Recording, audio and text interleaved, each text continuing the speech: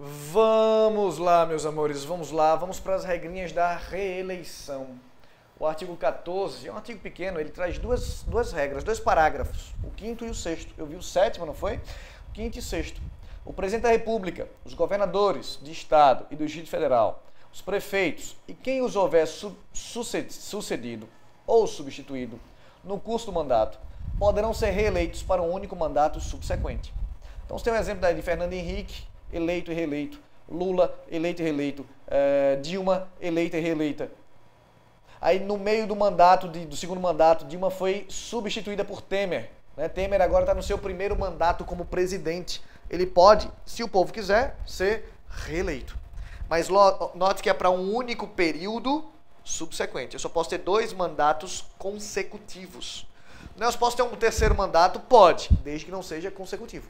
Fala-se muito, né, no mandato de Lula, agora, eu não vou fazer política, mas o mandato de Lula, porque Lula, poderia, sim, desde que não seja um mandato consecutivo, certo? O terceiro mandato consecutivo pode, é possível, tá bom? Ok? O que mais, senhoras e senhores? Vamos lá, parágrafo 6º, para concorrerem aos cargos, a outros cargos, o presidente da República, os governadores do Estado, Distrito Federal e os prefeitos devem renunciar aos respectivos mandatos até 6 meses antes. Então, se ele quiser se candidatar à reeleição, ele não precisa se afastar. No cargo mesmo ele se candidata. Mas isso só pode acontecer uma vez, né? Só 2 mandatos consecutivos. O exemplo de Eduardo Campos, que eu falei agora há pouco, Eduardo Campos ele foi eleito governador e depois, sem se afastar do cargo, ele foi reeleito. Não precisa se afastar. Não precisa se licenciar, como acontece com os membros do Legislativo. Não precisa. Agora, depois do seu segundo mandato, ele queria concorrer a presidente. 6 meses antes do pleito, 6 meses antes das eleições, ele se desincompatibilizou para concorrer a um cargo diferente, a um outro cargo, qual seja presidente. Certo? Presidente. É o que diz o parágrafo 5º e 6º. Tá? Bom, saindo dessas regrinhas da reeleição, vamos para as regras, as condições de elegibilidade. O parágrafo 3º é muito importante, cai muito, uma decoreba pura, mas é fácil. São condições de elegibilidade. Na forma da lei. Opa, para eu me candidatar a qualquer cargo eletivo no Brasil, eu preciso ter cumulativamente esses requisitos. A nacionalidade brasileira. Lembrando que se for para presidente e vice, tem que ser brasileiro nato. Tá? Mas para todos os outros cargos, eu tenho que ser pelo menos brasileiro, claro. Tem que ser elegível. Tem que estar em pleno gozo dos direitos políticos, em pleno exercício dos direitos políticos. Tem que ter alistamento eleitoral e domicílio eleitoral na circunscrição. Se eu quero me candidatar, por exemplo, a prefeito, meu alistamento, meu título eleitor tem que estar registrado naquele município. Se eu quero ser senador pelo estado do Rio de Janeiro, meu título tem que estar registrado no município do Rio de Janeiro. Claro que se eu quero ser presidente ou vice-presidente, aí pode ser qualquer parte do domicílio do país. Tem que ter filiação partidária. Não se pode fazer a candidatura avulso e tem que ter ainda uma idade mínima. Nelson, que idade é essa? Depende do cargo. Vereador tem que ter no mínimo 18 anos. Para ser vereador tem que ter no mínimo 18 anos, completados na data da posse. Deputado federal, estadual, distrital, prefeito, vice-prefeito, juiz de paz, a maioria, veja, tem que ter 21 anos. Nelson, juiz de paz? O que é o juiz de paz? Juiz de paz é aquele cara que faz os casamentos. Aquele cara que faz o casamento. Normalmente é um juiz togado, um juiz de direito, que celebra casamentos. Certo? Ok? Esse cara está em extinção, porque casamento está em extinção, né? Aí juiz de paz acaba ficando em extinção também. Mas ele ainda existe. E não é eletivo, não é um cargo em que o povo vota, mas é o Tribunal de Justiça local quem escolhe, porém, ainda existe. E tem que ter pelo menos 21 anos. Certo? Governador tem que ter pelo menos 30 anos, governador e vice. Presidente, vice-presidente e senador, no mínimo 35 anos. Detalhe, olha o detalhe aqui. O senador tem que ter 35 anos. O outro parlamentar, o cara que está na outra casa lá do Congresso, o deputado federal tem que ter apenas 21. 21. Ok, meu amor? Meus amores, dúvidas? Vale a pena. Dá uma olhadinha no parágrafo 4º, 3º do artigo 14. Nelson, e a regrinha do militar? Opa, olha aí a regrinha do militar.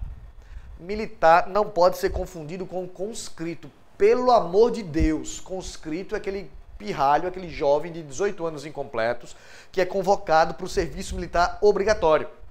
Não é o militar de carreira. O militar de carreira, ele pode votar. Ele é cidadão. Agora, ele pode ser votado? Ainda bem que você perguntou. Vamos dar uma olhadinha agora. O militar de carreira, ele é alistável. Ele é até elegível. Ele pode ser votado, mas olha as regras. Se esse militar quiser se candidatar, ele pode? Pode.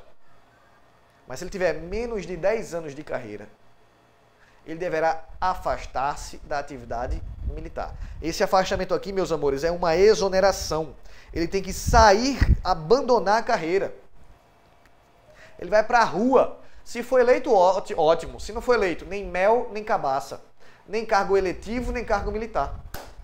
Resultado, não conheço ninguém que se candidate com mais de 10 anos. Ninguém se candidata com mais de 10 anos.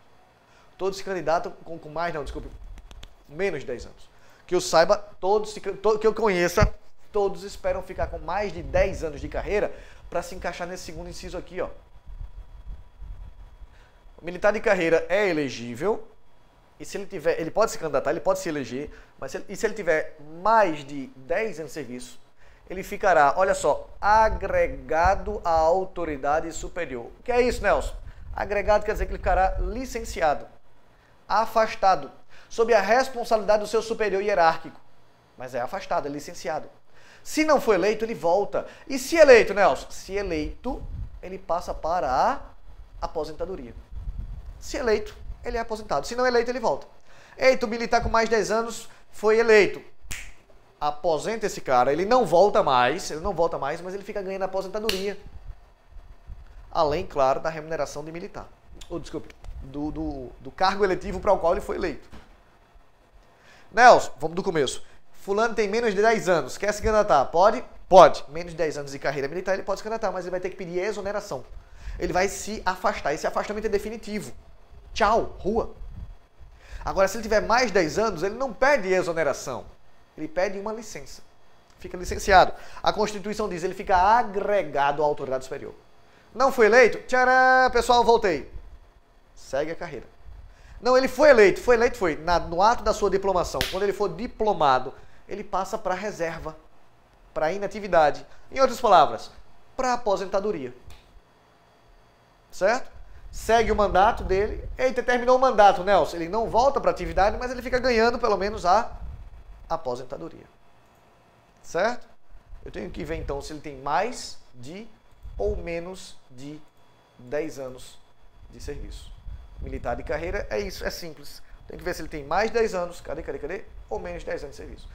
Tem menos de 10 anos de serviço, afastado, exoneração. Não, ele tem mais de 10 anos de serviço, ele fica agregado, licenciado, e se for eleito, passa para aposentadoria. Ok? Difícil isso, meus amores? Fácil. Simples. Olha o que diz o 9º. Artigo 9º diz assim: lei complementar estabelecerá outros casos de inelegibilidade e os prazos de sua cessação, a fim de proteger a probidade administrativa, a moralidade por exercício do mandato, considerada a vida pregressa do candidato e a normalidade e legitimidade das eleições contra a influência do abuso do poder econômico ou abuso do exercício da função, cargo, emprego da administração pública. Bom, na verdade esse inciso aqui, apesar de grandão, ele é bem elucidativo, né? Bem direto. Disse, olha, vai haver aqui casos, nós teremos casos de inelegibilidade previstos em lei complementar. Esses casos vão analisar o quê? A vida pregressa do candidato. Se houve ou não abuso do poder econômico, abuso do exercício da função, enfim, a lei vai complementar, vai botar moral para isso. Eu não vejo esse parágrafo cair muito, mas quando cai ele muda aí de lei complementar para lei ordinária. De complementar para ordinária. Certo? O 10 e 11 falam: o mandato eletivo poderá ser impugnado ante a Justiça Eleitoral. Ah, isso aqui calma um bocado. Eu posso impugnar o mandato do outro cara lá que foi eleito? Posso. Mas olha os requisitos. Tem um prazo de 15 dias contados da diplomação. E eu tenho que anexar à ação de impugnação as provas do abuso do poder econômico, corrupção ou fraude. Esse inciso cai um bocado, mas ele cai na literalidade. Eu vou separar uma questãozinha para mostrar para vocês. Então eu posso impugnar o mandato de alguém? Posso. Alegando o quê? Abuso do poder econômico, corrupção ou fraude. Mas eu tenho que fazer essa impugnação em no máximo 15 dias. Eles atacam muito esse prazo aqui. E essa ação de impugnação, essa que tem que ser em até 15 dias, o parágrafo seguinte diz, né? A ação de impugnação tramitará em segredo de justiça. Respondendo o autor, na forma da lei, se ele abrir a ação de forma temerária ou de má fé. Né? Se for safadeza dele, temerária ou de má fé, ele está abrindo só para aperrear o cara que foi eleito. Vai fazer o quê? Vai fazer o quê? Vai sofrer uma ação, vai sofrer um processo, vai levar uma ação na cabeça. Certo?